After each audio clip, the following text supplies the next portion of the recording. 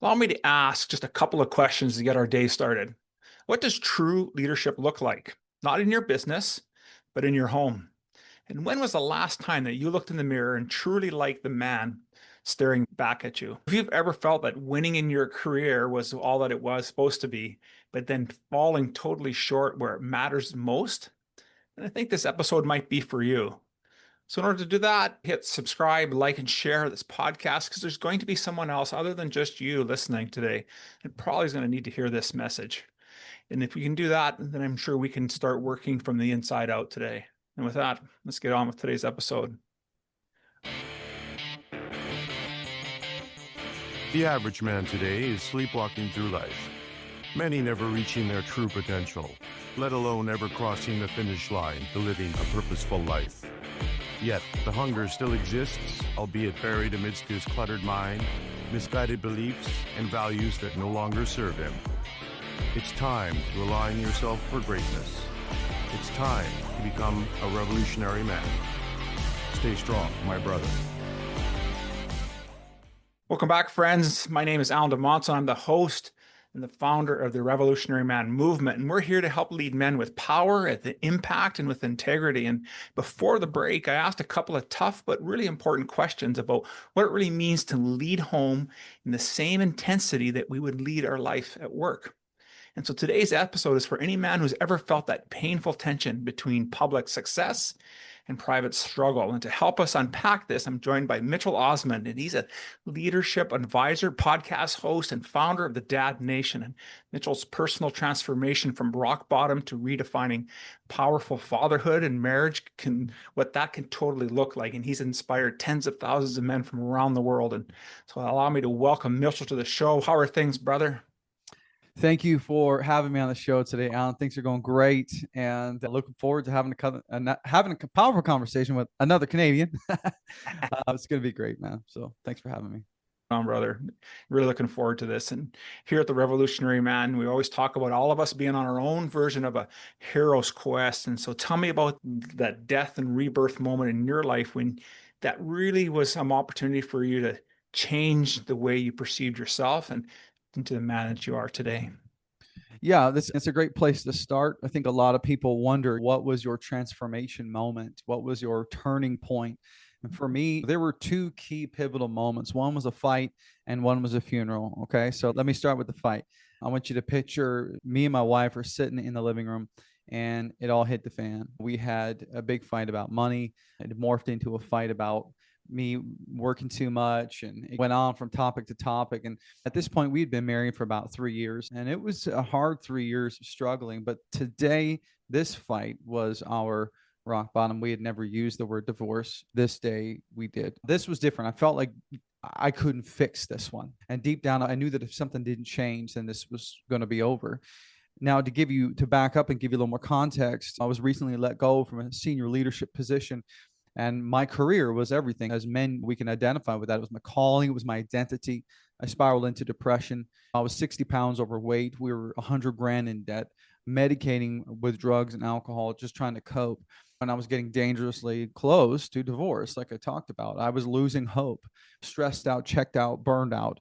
And I had seen so much success professionally and in leadership, Alan, but in growing organizations and all those things. But why couldn't I figure out my life personally? Why was it I was so powerful at work, but powerless at home?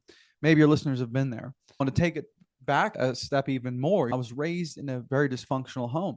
I had a non-existent relationship with my father. Alcoholism, drugs, and crime were littered throughout my family growing up. And so I was caught in the middle of it all.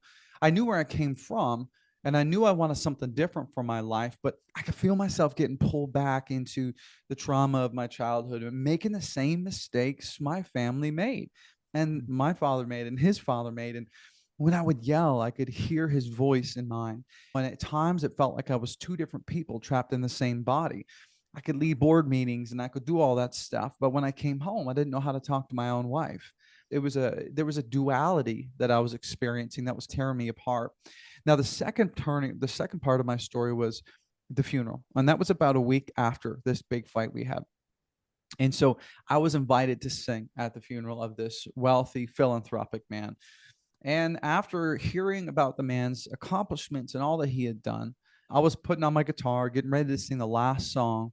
And the minister asked the congregation, the people at the funeral, he said, "Are you living a life worthy of imitation? If you were to die tomorrow, would you be proud of the legacy that you left?" And Alan, as I began to try to sing the lyrics of that last song, I could barely choke at the lyrics because all I could think was, if this were my funeral, then no one would be saying, "I want the marriage that he had," or "I want to live like he did. I want to be a present father like he was." They would probably say at that point, he struggled, his life was hard, and then it ended. And that's the thing with funerals is people told stories of this man, and that's what we do because at the end, that's all we have left. And so I was determined that day when I left that funeral that I would rewrite my story, not just for me, but for my family. I committed to writing new chapters. And I know it sounds intense, but I knew that I needed to die to the man that I was in order to become the man that I knew I needed to be for my family. And if I wanted different results, I had to make different decisions. It's like Einstein's old definition of insanity. It's doing the same thing and expecting different results. And so after that point, I started to surround myself with men who were living where I wanted to go. These men, like my ceiling was their floor. Where I ended, they began. And they gathered around me. They held me accountable to the things that I said I wanted. They encouraged me, celebrated with me in my victories, and also stood with me in my losses. They showed me what was possible, not just how to do it, but helped me to see it for myself. And Alan, within 18 months, within a year and a half, paid off 100 grand of debt, completely restored our marriage, lost the 60 pounds, and I was clean, focused, sober, and just ready to go, focused and on fire, man. And so really that was the turning point. And then I just started helping friends of mine, buddies who were having a hard time with financially or in their marriage, with the practices and systems that I used. And then so someone challenged me, a mentor said, "Hey, if you really want to have impact, you should start a podcast." Or so then I launched the Dad Nation podcast. And then within 6 months or so, I had listeners around North America. And then they would reach out and say, "Hey, could you help me? Can I hire you to coach me with this?" And so I figured out how to launch a coaching business. And I started helping men all over North America in the same things that I saw transformation in, because I help high performing men or career driven men reclaim their home, their health, and their happiness. And so that's how I started to do this, how I got here. And man, to bring it full circle, at the end of the day, for me, what does it look like for me to live a life worthy of imitation? Is a life that is dedicated to helping other men end those generational cycles and show up powerfully at home like they do at work, to restore marriages and to restore families. And so that's how I got here, man. Man, what a powerful story, Mitchell, to open us up today with this conversation. And I was furiously writing down notes, as you'll catch me do this throughout our episode, and so many truth bombs there. And the first one that I was able to jot down was how attached we are as men in our identity to what we do for a living than who we are as individuals. And your story resonates deeply with me because I had the same similar experience in my 30s as a successful chef and having a great external life, but it cost me everything at home. I wasn't as fortunate at that time to save and salvage my marriage, but it was such a pivotal point that it forced me to really look at the man in the mirror and change. And so thank you so much for bringing that forward, because I still think even today, we still at times focus on one aspect of our life. And maybe it isn't just on the work, maybe it is all about home. And I still think that can be a trap in and of itself, that we lose ourselves. And I think that's what you're really saying, is getting lost in something. We can take that step back, and right. And so many of us are feeling like we're juggling all this stuff. So what do you have to say then to those high achieving leaders who really do feel successful in their business life, but they are powerless at home? What would be a step forward for them? Yeah, I would say the most important thing we can do is to begin with the end in mind. Now, Stephen Covey, in his book, The 7 Habits of Highly Effective People, chapter 2, is dedicated to beginning with the end in mind. Napoleon Hill, one of the most famous thought leaders of our time, begin with the end in mind. My funeral moment, was me beginning with the end in mind, literally. And so I would say, now, why is that so important? It's because you cannot escape truth. You cannot escape raw honesty. And that honesty, that truth, is that one day you will take a final breath. When you take that final breath, how will you feel about the life that you lived? So questions like, what do you want to be known for? So, for example, I take all of my clients through a eulogy writing exercise where they actually write their eulogy for their partner, their wife, or their children. What would they say about you as they stood over your coffin in your memorial service? Today, what would they say? And now let's write a version 2.0 about if you were 100% the man you wanted to be and that you knew you could be. Write it again, because therein lies the tension, is the man that we are currently and the man that we know we could be if we really went all in. And this gap, that's what eats us alive. And that I think is a great place to begin, of like getting raw and honest. And I ask, like, a lot of my clients, man, 90% of the guys I ask, like, what do you want? They don't know. Right? They have no idea. They're like, I spent the last 15 years building this business. I don't know my kids. I'd love to know my kids. My wife doesn't respect me. I'd love to gain her respect again. Okay, so let's talk about that then, because what you're wanting, what you say you want, is different than what your actions are telling your family and the world. And there's a disconnect, because you're saying you want this closeness at home, all those different things, but yet your actions say all you care about is work. And so let's actually get some clarity here and begin with the end in mind and get raw and honest about what truly matters to you the most. Because I'll tell you what, in every single time I've done this exercise with men, never once did they write in their eulogy that they wanted their wife to talk about how many businesses they built or how many $1 million they made. Never once. Or they never talked about how they want their kids to build their empire. It's all about how he was present and how he loved them and how he built into them and how he gave back to his family and his community. But those aren't the things that we focus on in the day to day. And so for me, that is always a very powerful place to begin.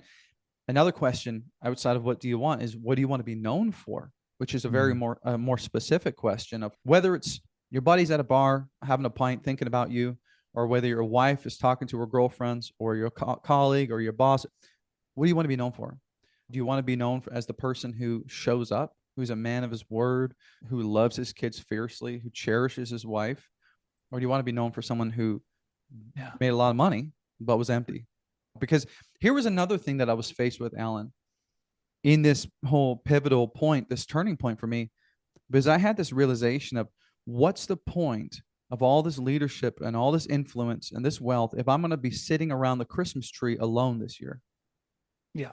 And that was a reality that was very close to me, with my family celebrating in the house that we built together, and I'm renting out an apartment down the street alone. Is that what I want? And so you can't, that's visceral, man. That's raw, and you can't get away from that. And so when men get honest, begin with the end in mind, that is really what draws people in and helps them get clarity, or at least start taking the steps. Does that make sense? Completely. And that makes so much sense. And for us, we apply a similar process. And what I do is take them through a values and a belief exercise. The purpose of it is, and you mentioned in here, this, for them to recognize the disconnect. I say that I value my family and that I care for them. Okay, how do your actions align with that? Oh, I haven't spent any time with them. And when the reality sets in about how we're actually showing up, what we think we stand for is very different in some aspects of our life. And so starting there is a great place. I always say men are ready for change when we're ready to accept where we are and take responsibility for where we are in life, because all the decisions, everything we've done, every action we've taken has led us to where we are today. Then you got to take responsibility for who you are. You are that man. You're the man that made those decisions. And like you said, to move forward, now take responsibility for who the man you want to become. And I always like them to finish the sentence, I'm the kind of man who, and then whatever you put at the end of that sentence is your intention for how you're going to live that day, that moment, that week, that year. And so I think it's great that we use these types of frames to help men understand, because that's how we're wired, isn't it? That we have this, and you have a great one. You call it the connection code. And I just thought if we could unpack that a little bit about what it is and how are you using that to help men really reignite the marriages. Yeah. Oh man. Thanks for asking that question because I think it's a really helpful tool. And so if you're listening today and to the show, it's just a free gift that I want to give you. And like Alan said, it's called the connection code. It's 50 questions that can spark the fun and bring the fire back in your relationship. Now, these are tried, tested, and true. They cover everything from your dreams, your goals, what you love to do for fun. They cover like intimacy, all that kind of stuff from the living room to the bedroom. You know what I mean? It's all there. And so I just tell guys all the time, whether it is you want to go out on a date, take 3 or 4 questions off the list, or maybe you put the kids down, pour up a glass of wine, and grab 2 or 3 questions. But the reason why this is so effective is because, and we know this, our partners want to be, especially like our wives, or if you're with a woman, she wants to be connected in an emotional way. We know this is a crazy statistic that we know 70% of all divorces in the United States today are initiated by women. Okay. That's correct. Now, in situations where the wife is a high earner or she's educated, that statistic jumps to 90%. Okay. 9 out of 10 divorces are initiated by women. Then, of those divorces, 80% of the time, it's because the wife feels emotionally disconnected from the man, that he's emotionally unavailable, that he doesn't understand how to connect with her on that kind of level. And so, what does all this tell us? It tells us that statistically, we've got some work to do. You know what I mean? And we talk about ownership. And so that's exactly why I created this tool to be like, hey, it's not the 30s and 40s and 50s anymore. We're in the 2020s. Okay. We have tools and resources, and this is another one. And it's going to help. Literally, I give it to you on a silver platter to ask this question at this time. And I tell you, Alan, I get women reaching out to me all the time being like, this thing changed everything for us. My husband connected with me so much more powerfully than he ever has. And it's a powerful tool, and it's so simple. And that's the thing. We're wired backwards when we talk about masculinity versus femininity. Women want to be connected with emotionally before they can become physical. Men are the opposite. And you know this. We need to be connected with physically before we can connect emotionally. And so we literally go at this backwards, right? And so this tool helps men speak her language and to connect more powerfully. Does that make sense? Absolutely. And it's a powerful tool. I really love the questions. We actually were using some of that the other night. So one of the things we try to do as a couple, not try to do, we actually have it scheduled, is that this every second Friday, one of us is responsible for a date night. And it's more than just dinner and a movie. It's to go do something different. And so we've gone and we've taken dancing lessons and we've done other things. So this one happened to be an opportunity for us to practice really connecting and getting into stuff that's far deeper than what our typical conversation is. How's your day? How's things going? So we always do a check-in on a scale of 1 to 10. How's the relationship going? If it's anything less than a 7, what can I do?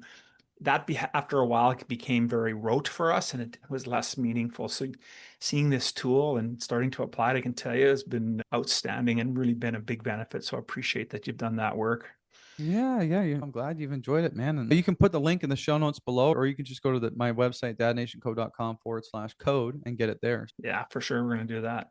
The other thing you talked about in the intro there is about losing weight as well, right? And how that you're 60 pounds overweight and you need to get yourself into shape. And I see that as men as well. As one of the things that we tend to also forget is that if we can't even lead ourselves physically, how can we expect to lead others? And so that was a hard lesson for me to learn. It's one of the things that was very challenging for me. I cannot be counted on my own to manage my physical fitness today, which is why I ultimately made this jump to hire a fitness coach. And I can tell you it's been the best decision in my life. And so let's talk about why it's so important that from a fitness aspect, how not is it just about transforming how you look and feel, but how that really changes mindset, I should say, and impacts your marriage. Yeah, man. Wow, that's so good.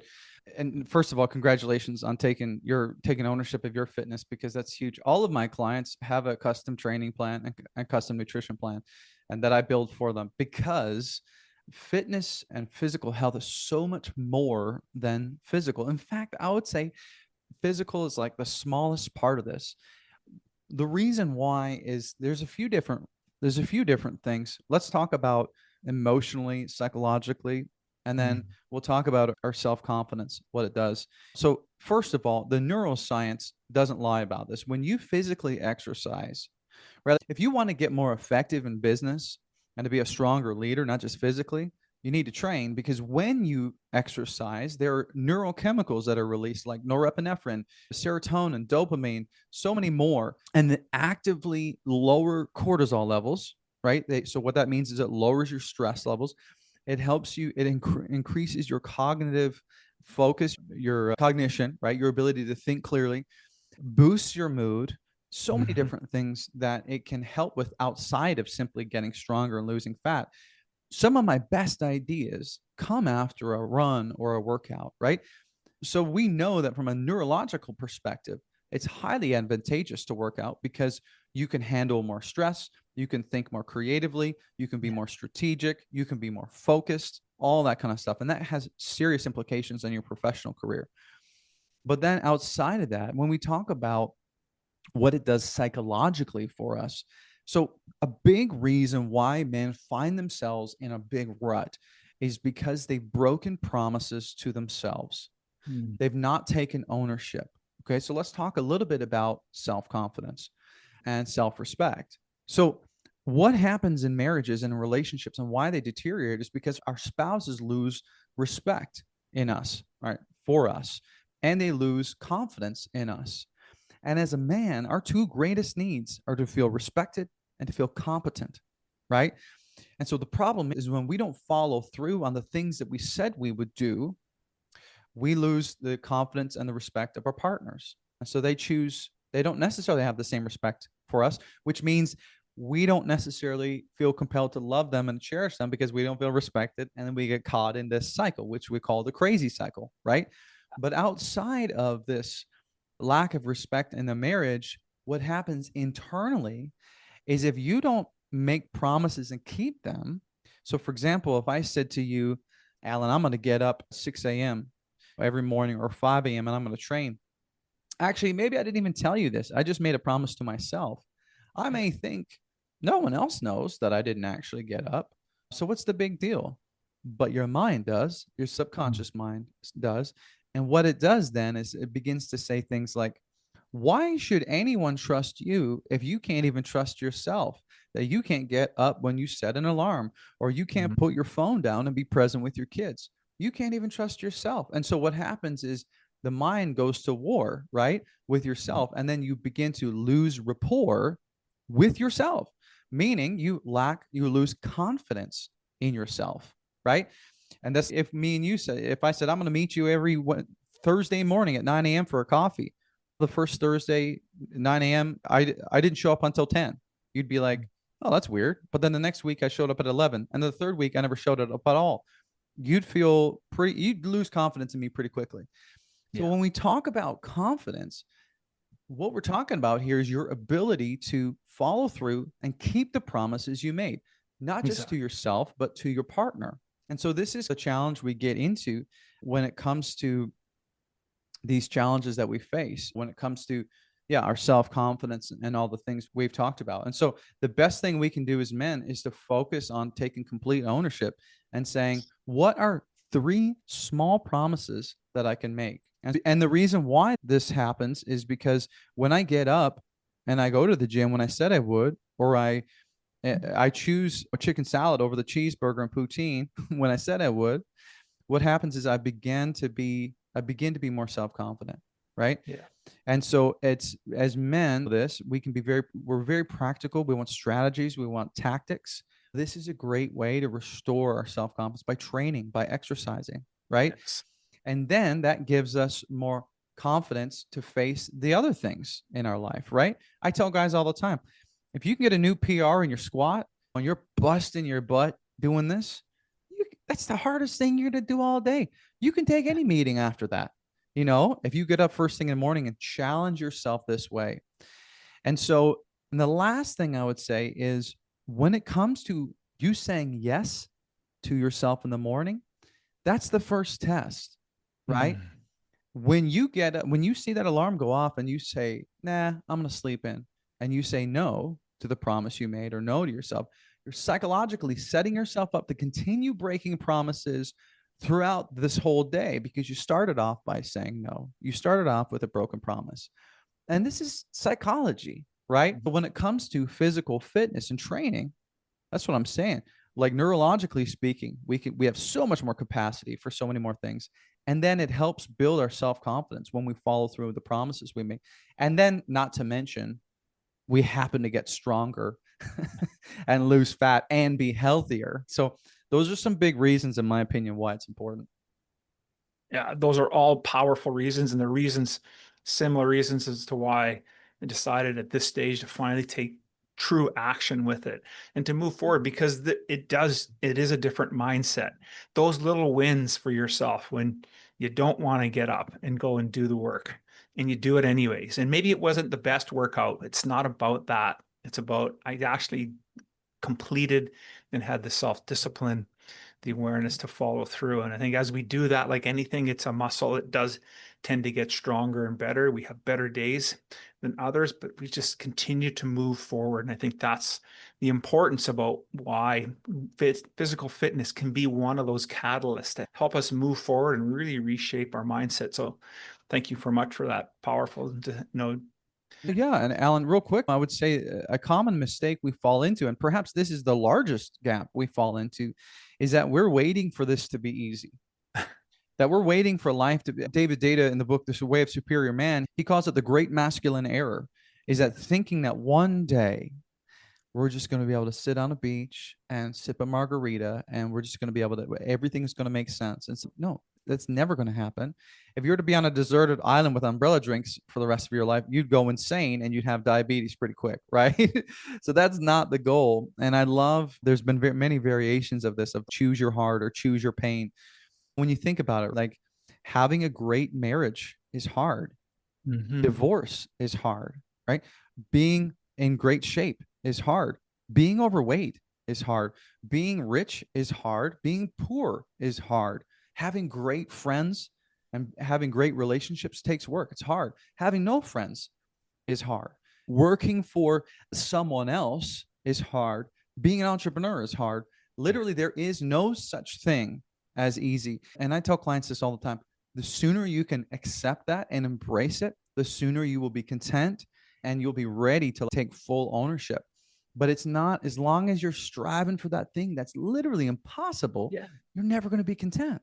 And so not falling into that trap of thinking that it's going to be easy or that someone's going to save you or that the cavalry is going to come or, you know what I mean? It's a fallacy. So anyways, a little tidbit to add in there. Yeah, I love that. I love that bolt on. That was perfect. Obviously, as a dad and a coach, you've been helping thousands of men and helping everyone get realigned with things. But there's also this idea of this, really the weight of this generational cycles that we face. And so what advice would you give to, you talk to men that maybe came from similar situation as you, not necessarily fatherlessness, but dysfunctional homes? And how would you want to lead differently if you're coming out of that environment? Yeah, I would say, I'm going to go on a bit of a rant here because I'm really passionate about this. I would say understand that you have so much more significance and so much more impact than you even realize. Okay, so for example, in the US today, we know that 1 in 4 kids will grow up without a father in the home. So there's a lot of parts of society that would say men don't matter, but the numbers say otherwise. Let me share some statistics with you that should rattle you. 63% of youth suicides come from fatherless homes. 90% of homeless and runaway children come from fatherless homes. 85% of kids with behavioral disorders come from fatherless homes. And this last one, 71% of all high school dropouts come from fatherless homes. And so what's the truth here? Our kids need us. Our spouses need us. This world needs us, and we need each other. And so if you don't feel like you have the courage or capacity to end this generational cycle for you, then do it for your children. Then do it for your family. Because we know, statistically speaking, our children, there's a high probability. I was reading some research articles, things like our children have an 86% chance of adopting the behaviors and our lifestyle choices. And so what that means is, if you're listening and you have a son, there's a high probability that he will become the husband you are today, right? If you have a daughter, there's a very high probability that she will grow up to crave the affection of a man just like you, and she'll end up in a marriage just like you. I know it. I've seen it in my family. I see it in my clients' families. And so, what do we do about that? We know that our kids are going to do what we do, right? They're not always going to do what we say, but they're going to do what we do. And so, what should we be doing? We need to model greatness so that when that girl comes home, brings home a guy one day, if we want her to bring home a great man one day, we need to model that greatness so she can recognize it in other men when she sees it. You Yeah. understand what I mean? So for me, that's what I say all the time. I'm like, you know what? Again, begin with the end in mind. Think about your children. If you can't do it for you, do it for them. Because at the end of the day, that's the kind of impact you have, that literally what you do impacts generations. And the statistics that I read, they don't lie. So that's an encouragement I would share.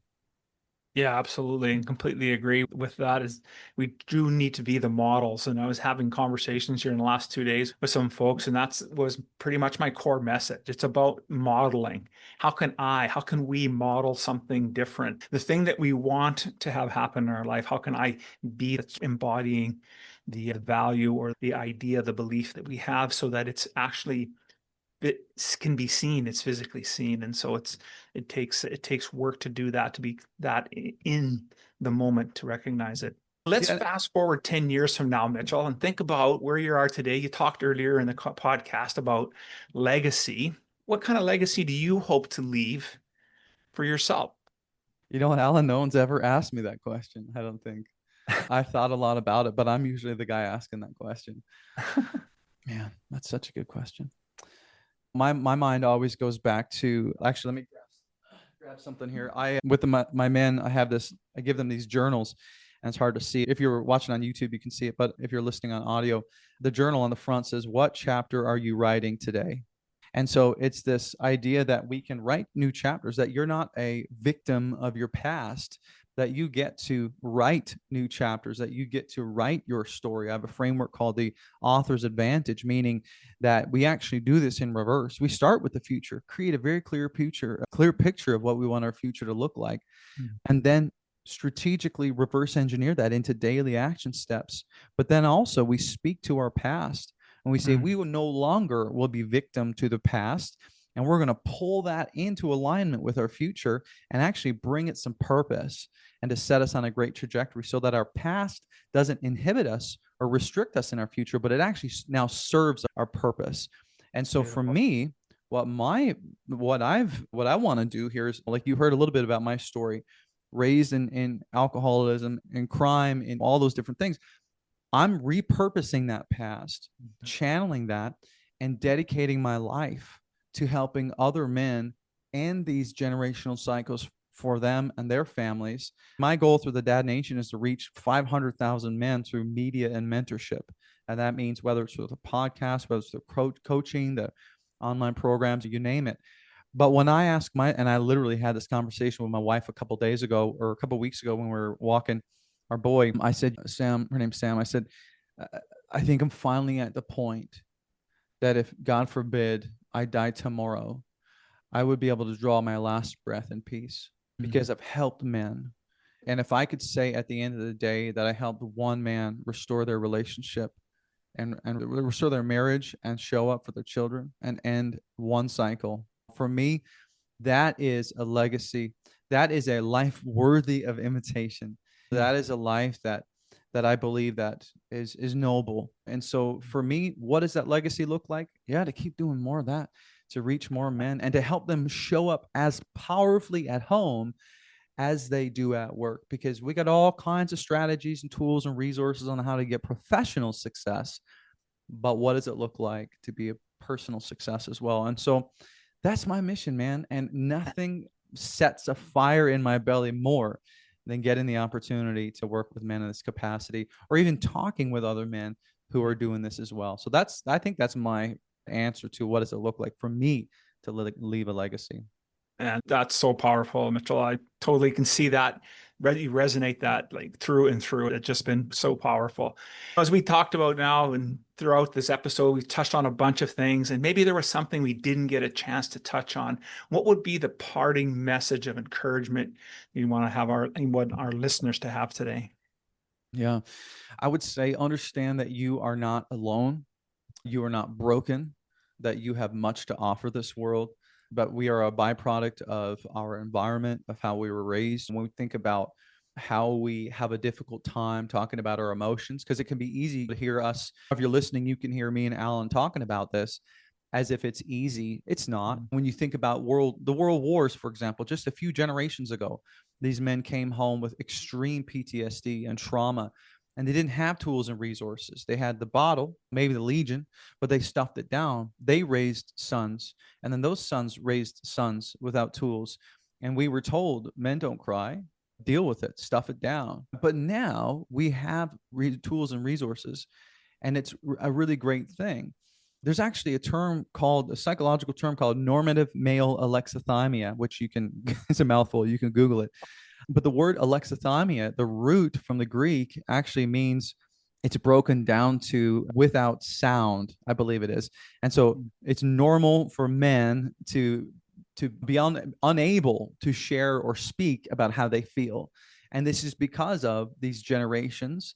And then growing up in a culture that's even today, we're just uncomfortable talking about our emotions. So I say all that to say, there's proof around us. There's generational proof. There's psychological proof that this is a part of the male expression. Now, that is important to understand, that you're normal, but we don't use that to justify continuing, right? This is your sign. If you're listening to this episode today, this is your cue. These are your tools. Reach out, right? Because it doesn't have to continue. The moment you take ownership, you begin to change the trajectory of your entire family and their family. So that would be my encouragement today for your listeners. What a great way to wrap up today's conversation today. I just want to say, Mitchell, thank you so much for spending time with us today. And your story is truly of radical transformation. You've been extremely vulnerable with us here, and you are modeling what true masculine leadership looks like. And so it's an opportunity for all of us to learn and grow as we listen to podcasts like this and get involved in different programs. And so speaking of programs, if men are interested in connecting with you and wanting to take that next step with Dad Nation, what's the best way for them to do that?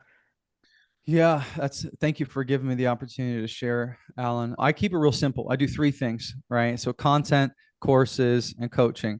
So the content is the Dad Nation podcast, real simple, real free, easy barrier or easy entry. Courses is something called the High Performance Husband, which is all the stuff that I teach my one-to-one clients, which is a self-guided program you can do. And then the coaching, which is my group coaching. And for the right guy, I can have a back pocket offer. I can do one-to-one coaching. But those are the three things, how I serve men as powerfully as possible. Love it. I'm going to make sure that your website and all that information, wherever you are on the internet, is going to be in today's show notes. And then as we close today, I want to leave us, the listeners, to this one other challenge, and that's for showing up as men and families that need us. We need more than just coaching and to be on autopilot. So if you're ready to lead with clarity, connection, and conviction, then join me and take our free integrity challenge. Just go to members.theawakenedman.net. Your future is waiting for you on the other side of that decision. So let's live with intention. Let's lead with integrity, and let's get started now. And thank you again, Mitchell, for being on the show. Thank you, brother. It was so good to be here.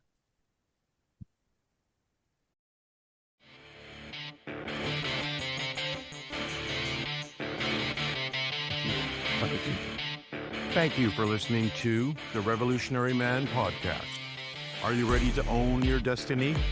To become more the man you are destined to be? Join the brotherhood that is The Awakened Man at theawakenedman.net and start forging a new destiny today.